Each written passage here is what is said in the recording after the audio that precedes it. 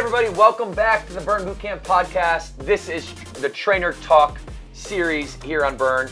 And listen, I got Luke Smith back for the second installment of his two-part series. We focused on fitness last week. We're going to focus on nutrition this week. Luke, how are you, my friend? I'm doing good. Glad to be back. Tell it just so people that maybe are listening to your second episode didn't get a chance to hear your first one.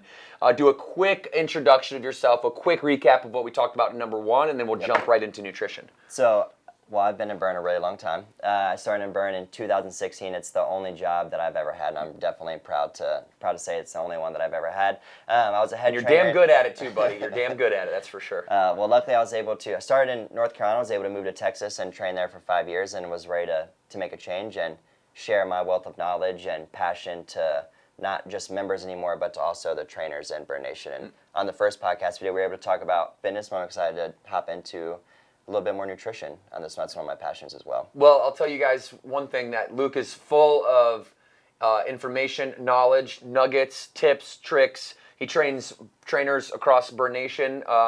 What are we up to now in terms of our trainer crew? How many trainers do we have now? We're got to be upwards of maybe a couple thousand? Yeah, I think it's close to 3,000 already. Close to 3,000? Wow.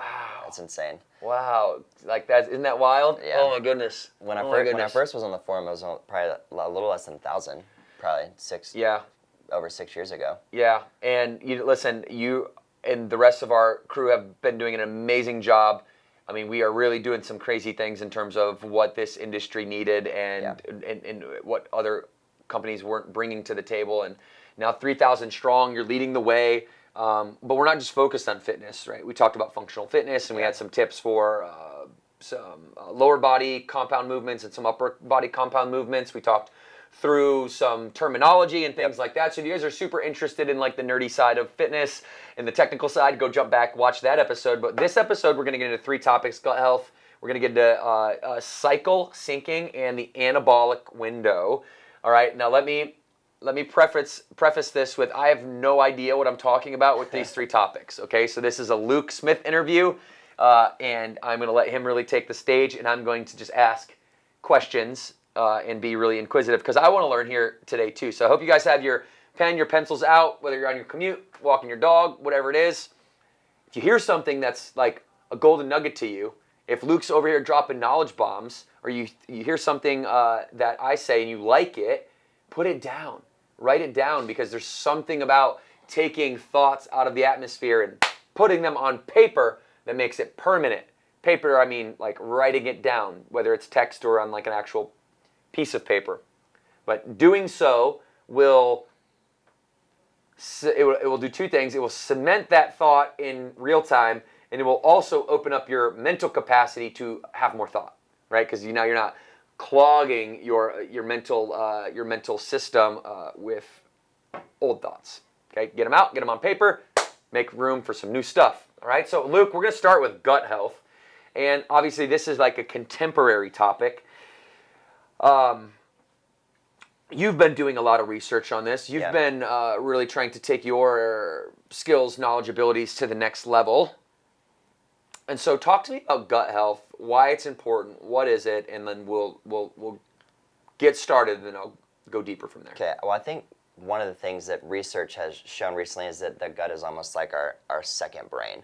So it's very important in terms of all of our vital functions in our body and how we digest and utilize all the things that we're taking in, on a daily basis, from food, water, coffee, lots of energy drinks on the early mornings, but how we're able to ingest it and utilize that to help benefit ourselves. And obviously, based on our daily functions and the food that we ingest, is obviously how beneficial that's going to be to our bodies and how it affects our gut positively or negatively. What are some ways that I can influence my gut health easily? Adding fermented foods. So if you're looking to improve just overall gut health on a daily basis, any kind of fermented foods. I used to just throw a little bit of sauerkraut on top of maybe like a burger bowl, rice. Go through some fermented foods, because that sounds disgusting. Sauerkraut, you're 0 for 1 on that one. I'm not going to pick that up. Sourdough bread are pretty much like the big. The big two? Yeah, that's. What about kombucha? Is that one? Yeah, Isn't that fermented? Yeah, kombucha is. I've never had that, so I can't speak to that. But I know that is. Yeah, just be careful if you ever had it and then you want to try it. You get the BGs, the bubble guts. Makes you want to go boom boom. Yeah, that's what. Yeah, the sauerkraut. Sauerkraut was my go-to, but it definitely has. You can't just. You got to add something to it though. Yes. Yeah, make it hide it. You got to hide it within something. Yeah. So. Okay, so let me rephrase my question. What is easily consumable that's fermented that most people actually like? So maybe sourdough. Sourdough bread. That might be. That might be. So that's your number one recommendation. That might be the easy go-to. Okay. All right. Good. Maybe some grass-fed butter on that, or no carbs and fat together. I probably wouldn't. I might not combine those two, but the easiest thing to create gut health is just to eat consistently well all the time. I think that might be.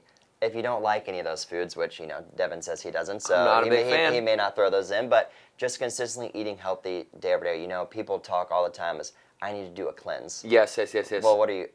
You're cleansing just to repeat the bad habits you had before. Right. Morgan and I just did a podcast talking about the current health and fitness trends that you should run like far away from, and one of them was this whole idea of like a detox. Oh, to me it's silly. Yeah. I'm a fan of it's most associated most oftentimes with juicing.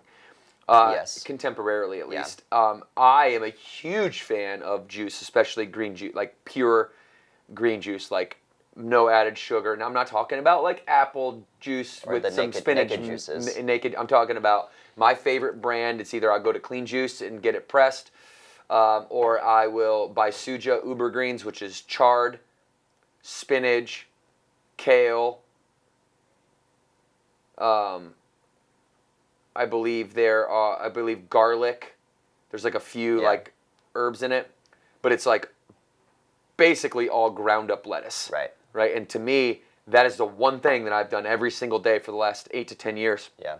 That I contribute to my probably like extremely high level of consistently being healthy. Like I don't get sick a lot. I'm usually pretty energized, and it's like that thing. So when we're talking about detox, most people probably snap to juice. I don't want them to snap to like juice is bad. It's just why is detoxing not advisable? Like what about it? What about that like 7-day juice cleanse? It is ultimately not advisable. Well, to me, I mean, just from a scientific perspective, if you're juicing, your body does that naturally. Your intestines do that naturally. There's no such thing as a detox. You can't detox something that your body already does by itself.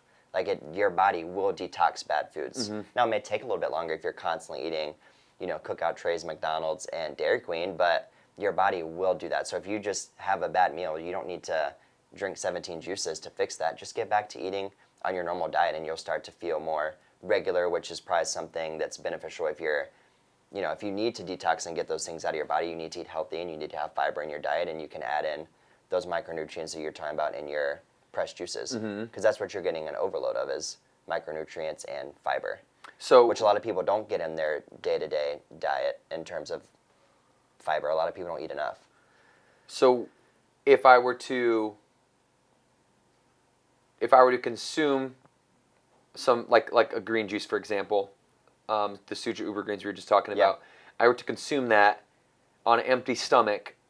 That's the first thing I eat in the day. That is positively benefiting my gut health, or negatively benefiting it, or not benefiting it at all. I would say, it would be positively benefiting. Anytime we can introduce more nutrients that are with high fiber, it's always going to be better just to your overall health anyway. I know for me, one of my biggest struggles is getting fiber, and I don't really like vegetables. I'd rather just eat meat and potatoes, all day. Right. And so to me, that would be a struggle. So if you can get up and ingest fiber, something first thing in the morning, that's going to be good for you no matter what. What foods do people think are healthy? What foods do people think positively affect their gut health but actually don't? Or what are some foods that you would say, hey guys, run away from this as fast as you can. This is deterrent to your overall gut health. I think anything to me anything with high saturated fats, I would say is going to be. What about sugar? Sugar or why saturated fats? Just it's hard to process. It's in our society, everything that we have access to is sugary carbs and saturated fats. If you go to the gas station, you're not grabbing grilled chicken there. You're getting bars, chips and junk, which is going to be harder for us to digest because it's not natural. So that's going to put more strain on us, and it, could be damaging. Because it's just not as optimal. Right. Okay. So sourdough bread. Yep. On a daily basis, how much would you recommend if I'm a 150-pound female, let's say? I'm working on my gut health. I've always heard bread is a no-no. I've always heard that. No bread, no bread, no bread, no bread, no bread, no bread, no bread. My whole life it's pounding me. No. Now here's Luke telling me, eat that sourdough, get that gut health up. Like, how am I supposed to give me some more evidence of why I should listen to that advice? Well, if your gut is the second brain, you obviously would want to take care of that. So if I'm going to introduce something that's going to help me ingest and digest all my other foods and keep me healthy, not just for what I look like, but how I feel, which is probably the most important part. It's going to help me feel better longer, and if I can keep my gut healthy, now everything I do is going to be more optimal, I would say. And I think a slice, I mean, I don't have a grams per se in my head to think of, but I mean, you're not eating a whole loaf. Yeah, I would say you're not taking the whole loaf and putting, country butter in there. Like a normal size of toast. Yeah. Like make that in sourdough bread. Yeah, with eggs or whatever it is. Or I could do a little kombucha as well. That would also do the trick. A couple cups of sauerkraut if that's what you like to. Okay, and what how do I know? How do I know if my gut health is good or bad? Like how do I even find that out? Like, I don't want to eat sauerkraut, Luke. That's what I know people are thinking there. I don't want to eat sourdough bread. I don't want to eat sauerkraut or drink kombucha. All three of those things sound disgusting to me. I'm good. I'm good. I don't have a problem. When is the line in which you should be really starting to think about it? Or can most people like gluten? Can they just tolerate it and it's not a big deal? I think a lot of people can tolerate, and I think when you start to really self-reflect on what are my daily habits, how am I constantly eating, do I feel bloated all the time, do I have energy, am I lethargic, do I have mental fog, and when you start to self-reflect on those things, you could probably take away maybe my gut isn't as healthy, I'm not digesting the foods the way that I need to as well, because if you're sleeping 8 hours and you're waking up in the morning and you still feel tired and you still don't feel good and you don't have any energy, then that's probably a sign that I might need to self-reflect, but it requires a lot of thought on consistency of what am I doing and how does it make me feel when I do X, Y, Z.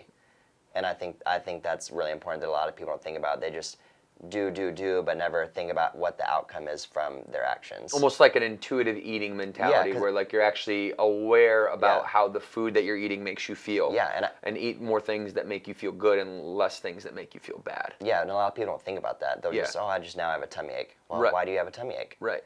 Yeah, that's true. I do that a lot. Yeah, and it's hard. I say that, yeah. And it's hard. You think about, why does my stomach not feel that great?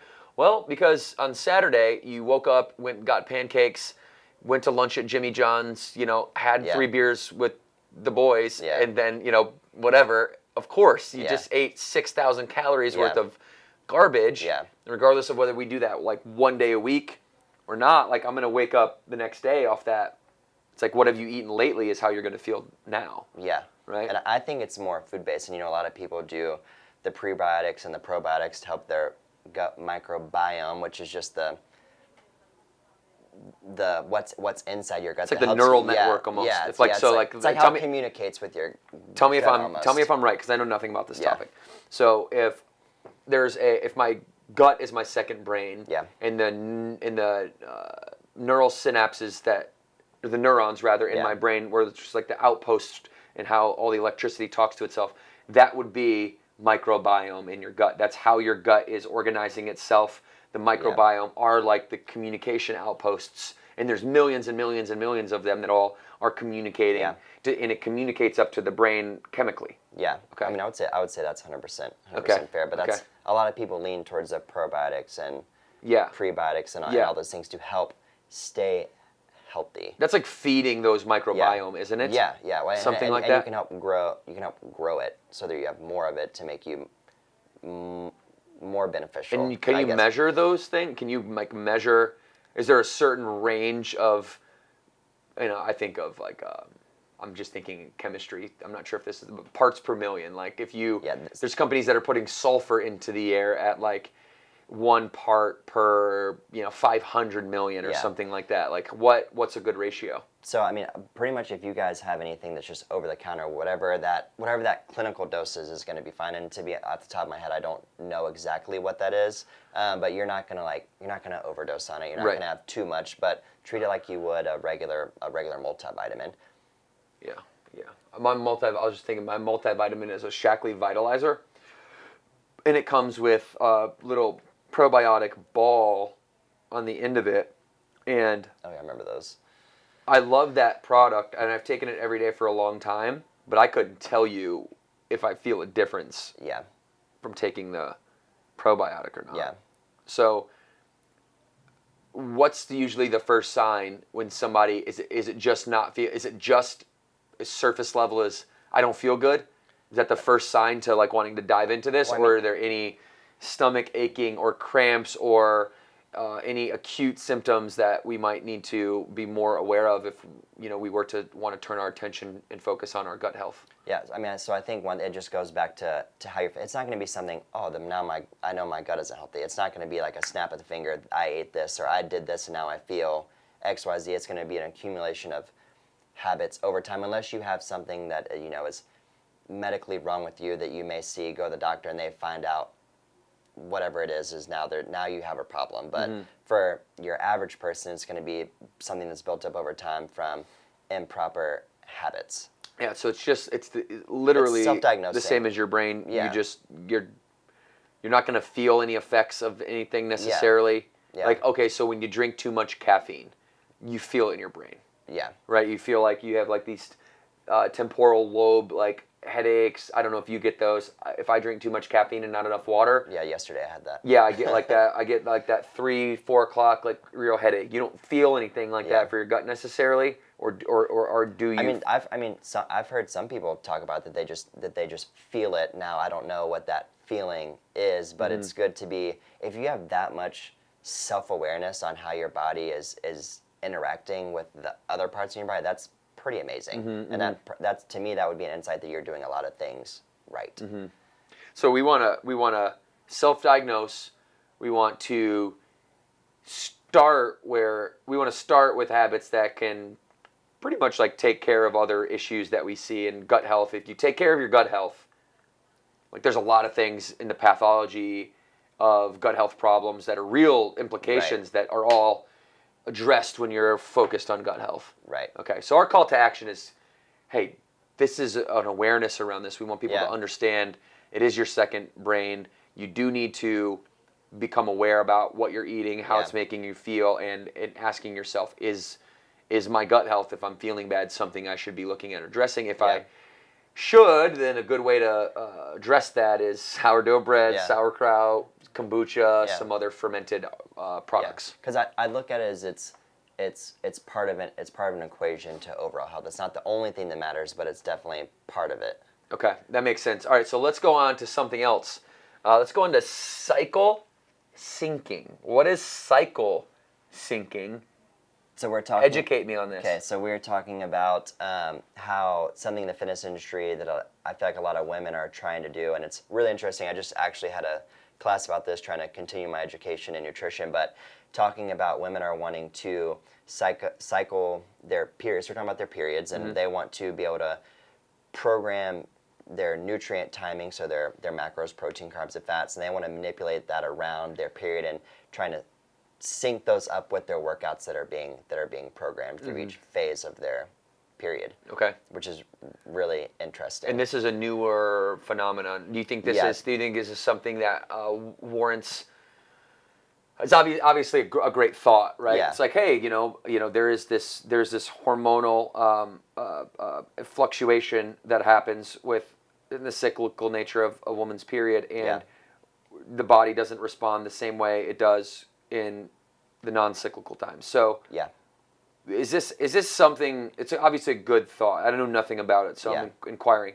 Is this something? Is this a fad? Is this something that we should actually start taking a look at deeper and saying, hey, there actually is merit? We could actually make people's lives better by syncing their physical and nutritional activity around their cycle, or is this one of those overhyped things in the moment? I think there is merit to it based on what your desired goals are. So someone that's they just want to be fit, happy, and healthy, they probably don't need to worry about something. But if you want to be a competitor, you want to be as optimal as possible all the time, then that's one thing. But I think what we're kind of just alluding to gut health is most people aren't doing everything as perfect and by the book as it should be. So if I'm not doing my diet right, if I'm not sleeping right, if I'm not taking my supplements, and I'm not training the way that I need to every day, is this actually going to benefit me?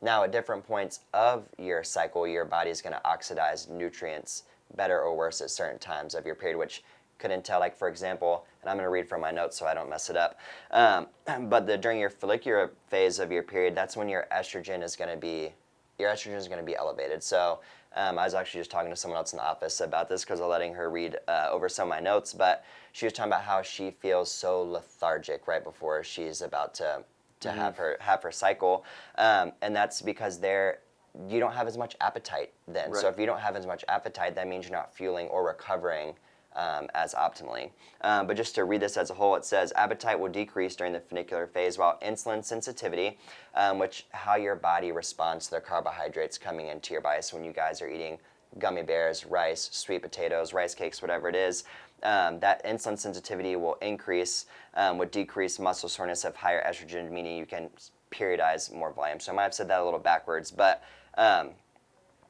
it's just amazing how in each phase of your cycle things affect you differently, and like the nutrients that you need to intake are much, much different. How much benefit from your intuition? Because I know it's a newer field, a newer emerging trend in fitness. How much of,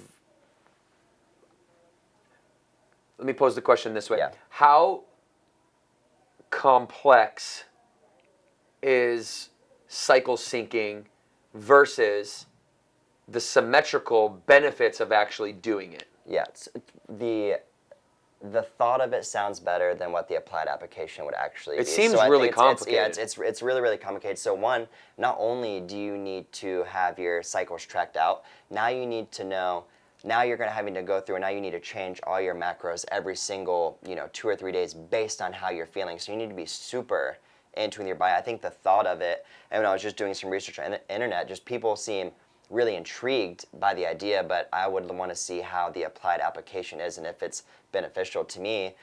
I don't want to have my members go through almost a deload every 4 weeks, because I heard a lot of people, well, I just go a little bit lighter when it's the week of my period. Well, I can't get stronger only 3 weeks at a time taking 1 week off. Mm-hmm. That'd be like trying to get good at baseball. You can't pitch for 3 weeks, take a week off, and then every time you grow, you come back down. Be consistent week over week over week, and then when you've fully invested into, okay, I'm doing everything perfect, I'm checking every single box every single day, then this is something that you could try to work into. But it's just really interesting how people want to manipulate the minor things before checking the boxes of the most important things. Right, yeah. That's I think what I was getting at with my question is, it's almost like eating spinach on Wednesday isn't going to help you if you went to Burger King every other day of the week. Totally. Right? Totally. So what we're really then, the next question would be, this should then be now reserved for a very small number of women who are already dialed in, who want to take it to the next level. So for example, so I'll give you a story of Morgan, right? Yeah. So Morgan lost her period when we did a bodybuilding show together. We got like 12 weeks out, and she just lost it, period. She had basically zero body fat. It threw her off hormonally, emotionally. Yeah. It was pretty it was pretty emotionally devastating for her, to the point where she quit. Yeah. And she's not a quitter.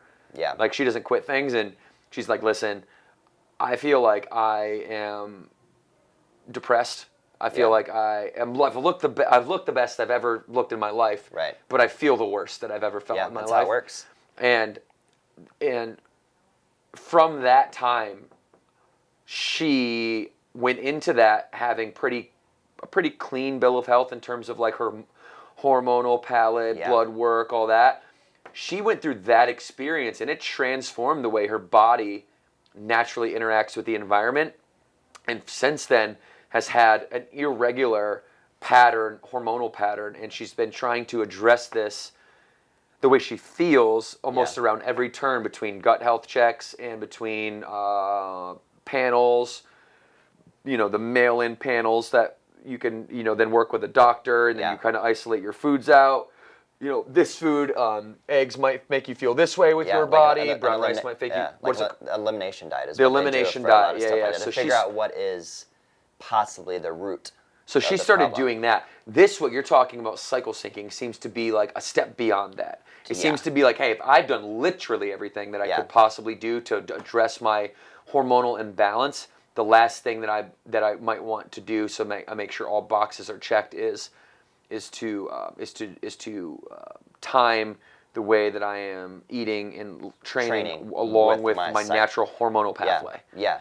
And to allude to that, one of the guys I do continuing education with, he talked about he's a competitor, but he coaches other women, and one of his biggest things for him, which is awesome to hear about, is that he wants to make sure his female members or clients can have a family post competition, and he spends so much time talking about how when a woman competes, talking about like what Morgan did, when you get so lean, you might lose those things. But how quickly can I get you back to a normal bill of health? And sometimes that can take between 3 to 6 months of consistently doing the right thing every single day, because long-term health is going to be more important than a short-term success if it sets you back 9 months. Well, I think not a lot of women understand, because men it's different. You don't have the ability to procreate on the line. Right. And when you're a woman, you do. Yeah. And a lot of times, you'll have like casual bodybuilders who are doing it like as a bucket list item. Yeah. They'll just get to the point where they need a performance goal, and this thing motivates them, and it's anything they're looking to do for like ever, but they want to do like a single show. I think it's very important that, and I'm glad your buddy is really educating women on what the potential dangers of manipulating your hormones at such a radical state could be. Yeah. Like there are very real consequences that come off the back end of not having enough body fat and being able to procreate as a woman. Yeah. Well, I mean, and it comes back to just you do something that is so stressful. Yeah, you look, quote unquote great, but you feel like trash.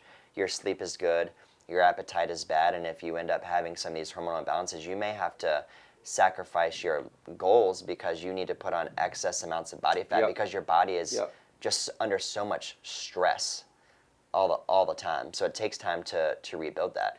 So interesting new emerging topic. Yeah. You get it here first, people, on the Burn Boot Camp podcast. We're going to talk about things that we see popping up in pop culture. This is one of them. We'll keep our eyes on it. Trend, not a trend, to be determined. We'll see. Seems like something that could be useful for a small percentage of women and good for a large percentage of women to know about, to understand, and to be able to educate themselves. Okay, last topic here. Let's transition to anabolic window. Muscle protein synthesis.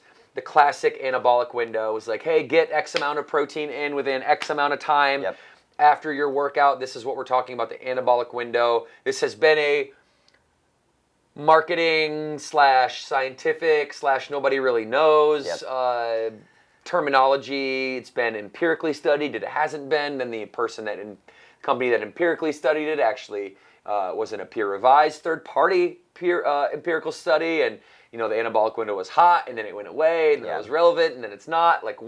Help us land on this, right? What is the anabolic window? Is it a real thing? Is it not a real thing? If it is a real thing, what emphasis should we be putting on it as a busy American man or woman with a family and a business and all that stuff? So I think, as you alluded to, a long time ago, I guess maybe like in the last maybe 5 to 10 years ago, people were talking, I got to have my protein within 20 minutes of my workout. I remember when I was in middle school and high school, and I was like, I want to lift weights and get huge. Well, you need your protein shake right on deck. Yeah, I would take my protein shake already mixed to the gym. And if I was training 2 muscle groups, because I thought this was man, I'm really smart, I'm ahead of the curve here. If I did chest, I would drink half of my protein shake and then train triceps or whatever, and then drink another half of my protein shake. And that was not, I thought it was cool, but it really wasn't as optimal as it should have been. But you forgot about the whole digestion process. So I didn't know anything then. It used to be, gotta have my grams 20 to 30 minutes, and research has actually shown it can be dragged out up to 4 hours where it's still beneficial to you. Now, does that mean you need to wait 4 hours? No, of course not. But I mean, you want to be able to get an influx of protein and carbohydrates to help your body, recover in the gym. We're breaking it down.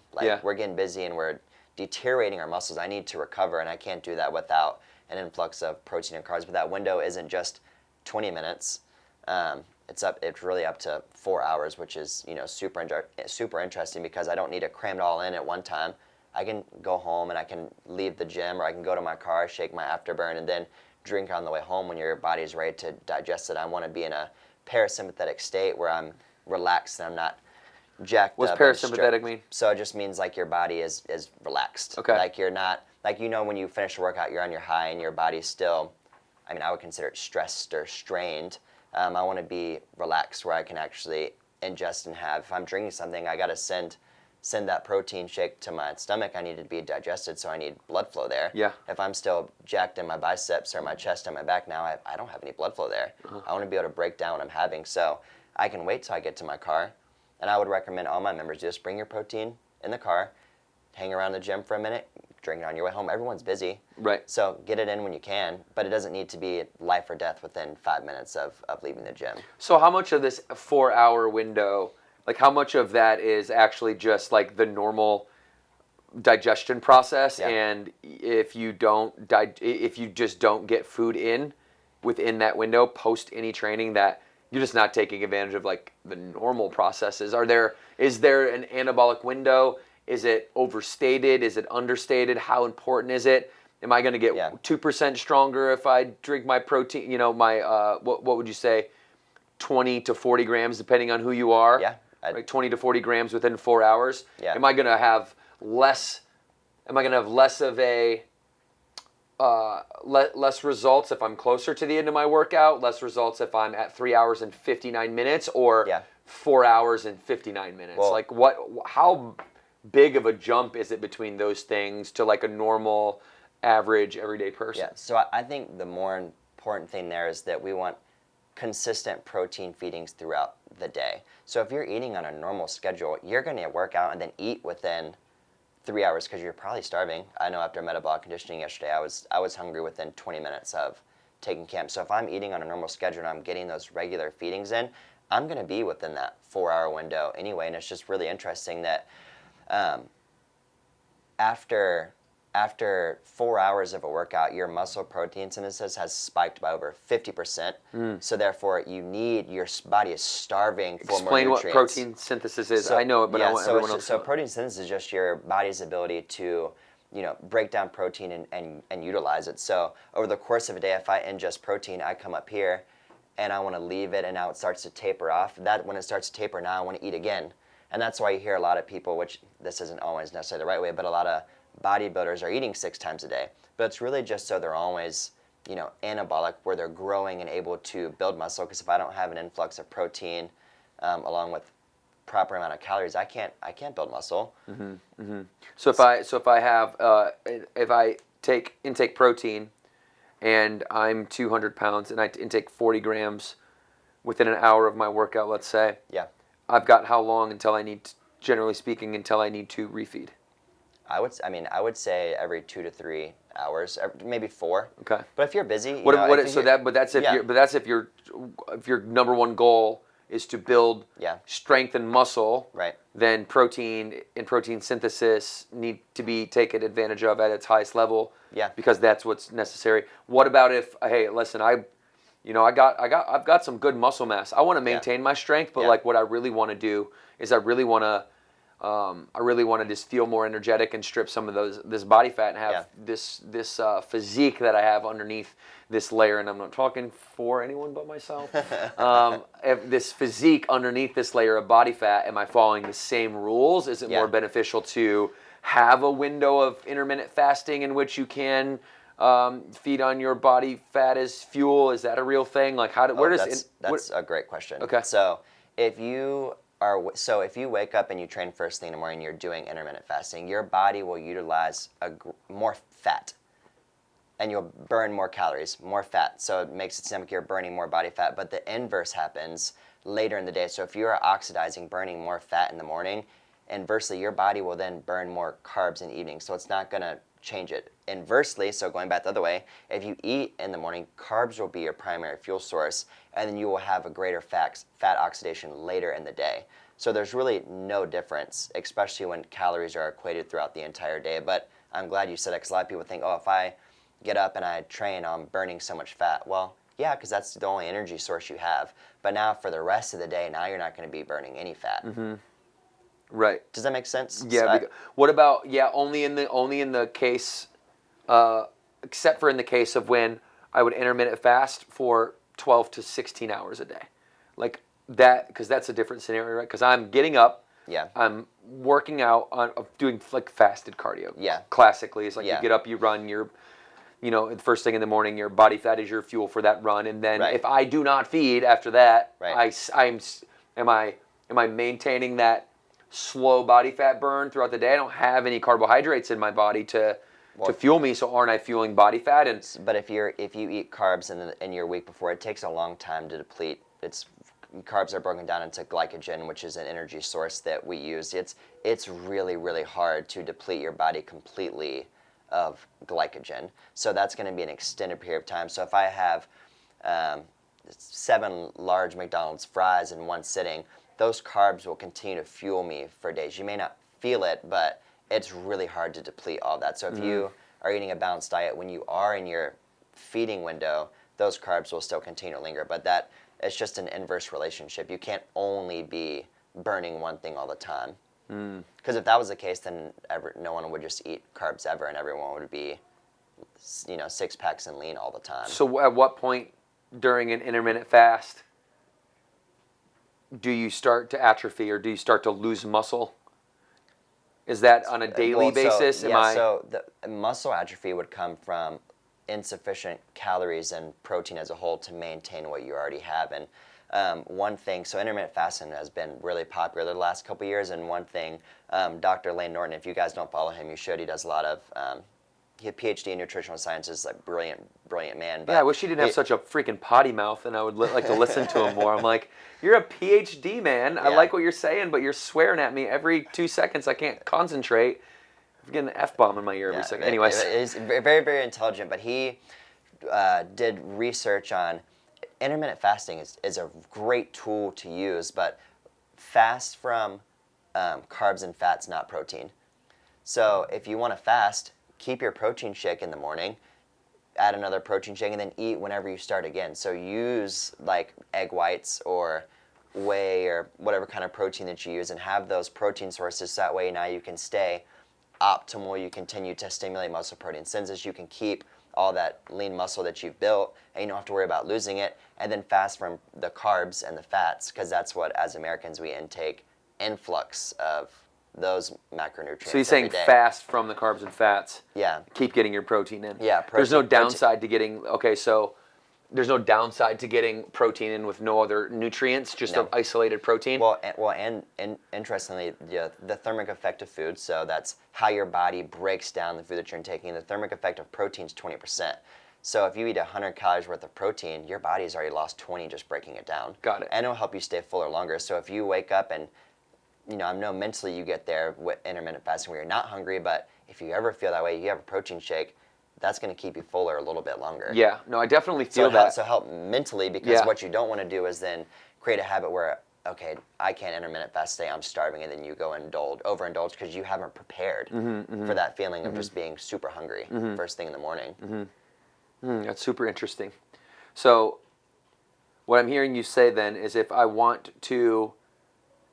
want to maximize the amount of body fat that I'm losing and maintain my muscle, it's not a bad idea to have an intermittent fasting window as long as you're keeping your protein up and fasting on carbs and fats rather than protein.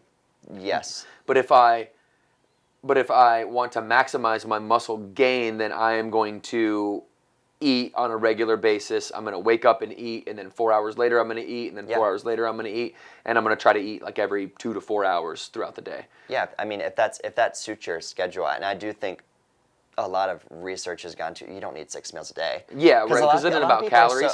Total calories. So, because you explained that when like a bodybuilding regimen, right? Yeah, so of course, so you then could you're sports specific and yeah. like, you so know. I mean, let's just say for me personally, I like to eat 4 to 5 times a day, no matter what. Now, those meals may include a meal may just be a protein shake, but that's still a time I'm intaking food because I like to eat. I think everyone can say they like to eat, but I want to eat several times throughout the day, so that way I don't ever feel like I'm starving. I don't ever want to feel hungry, but I'm not overindulging on the things that I'm taking in. But it could be 3. Some people only eat 2. But it's important to know that no matter how many meals you're eating, your caloric needs never change. Ever change. Let's end on that conversation. So the caloric needs.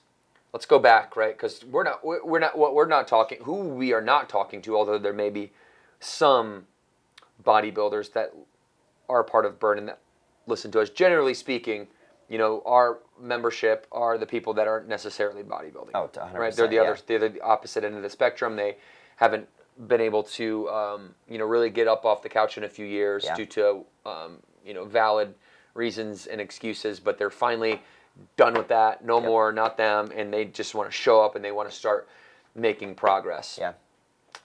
Talk to me from that lens about calorie deficit, minimum grams of protein. What are the beginner level? If eating every 3 hours on the hour with a specific ratio of carbs, fat, and protein is a bodybuilder sports specific ideology, what's that paralleled ideology for somebody who is just getting started, has literally no idea of what we're talking about? Yep. This is the first time they've heard any of this stuff. Yeah. Talk to me through the lens of calorie deficit, how I can start to progress and build some small wins and some habits right away. Yeah. So I think, you just alluded to the term small wins. To me, I think if you're just starting off and you have no idea where to go, at Burn we offer focus meetings. Set up a focus meeting and sit down and become real with knowing what you're doing every single day. I felt like a lot of times I was sitting down with members that they just thought less is always better. I don't want to say less is more, but if I don't eat, I'm going to lose weight. Right. Well, that's not how it works. You need to fuel yourself. That's why people come in and their first day's cardio, it's going to be a tough workout. And then I ask them, hey, did you get to eat today? No, I didn't eat. Did you eat dinner last night? No, I didn't eat dinner last night. Well, come in and start building better habits of let's just start eating, period. Right. Let's get you a banana. Right. And then let's start feeding your body to get through the day. And if you're looking to, again, a caloric deficit, finding out what you're doing on a daily basis, reflecting that and see, am I doing this every day? And maybe starting to cut out that extra side of ranch dressing, or instead of the whole, medium frozen pizza, maybe now you're only doing half. So just making small wins. And you have an example where you talk about if you eat McDonald's every day, you don't need to just stop eating McDonald's. Just start taking the bun off one time a week. And that's always the example you use that's very applicable to life. Don't start with home runs, hit singles. Right. One thing at a time. Right. Yeah, we're not starting with gut health and cycle syncing and anabolic window analyzation. No, you're starting with just food. We're just starting with, hey, let me put things that make me feel good into my body. And I really like, just to close this out, I really like the intuitive eating ideology. I think that's what we most closely follow at Burn Bootcamp. Yeah. And like you said, through our focus meetings where members get to sit down with one of our trainers and, you train all of them and, you're able to get them in sync with the focus meetings that the ideologies, people have the same 13 problems and we're the same 19 archetypes as human beings and we have the same 13 problems. And so it's not an infinite amount. Right. You have 19 archetypes, 13 problems, do the math. There's a lot of scenarios in which you have to maybe learn to handle, but there's common ones like some of the things that we're talking about with caloric deficit, just getting in 100 grams of protein, 100 ounces of water, we call it 100 Gs, 100 Zs.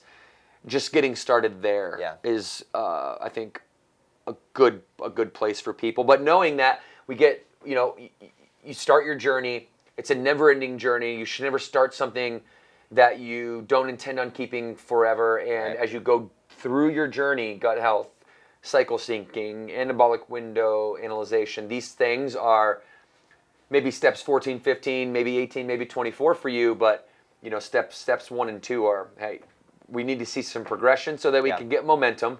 You see the most mentally sound progression is in performance. Yep. Like that's why we always say it's what you can gain rather than what you can lose. So we start with performance and basic nutrition stuff. I mean, in order for somebody to do a pull-up for the first time, there's a lot of things nutritionally that need to align underneath that in order for someone to do that. So, okay, Luke, this has been great. Anything else that you wanted to cover on these 3 topics today? This is the end of your 2-part series, right. man. You having fun? Yeah, it's been. Hopefully, I get invited back. Hopefully, I get. I've learned a A-OK for ton. green I've light. learned a ton. Super sharp and smart, and I'm sure that we didn't even get to cover all the things that you wanted to cover. So, we'll definitely have you back. Let us know how you guys liked this episode in the reviews on Apple Podcast. Hey, leave Luke a comment, okay? Luke wants to know how good he did on these 2 segments for you guys. Thanks for being a part of the Trainer man. Talk series, Luke. Thanks for having me, man. Fitness specialist, master fitness guy right here. He knows a lot. I'm going to continue to look to Luke for my own self-knowledge. I hope you do as well. And you never know, you might see Luke popping up somewhere out there in Bird Nation as he's out there training our trainers. Anything you'd like to say to the group before we sign off here today, buddy? Keep grinding. That's it. I mean, keep showing up.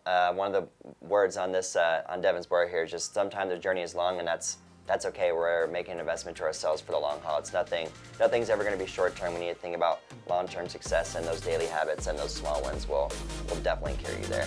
2 claps on 2. 1, 2.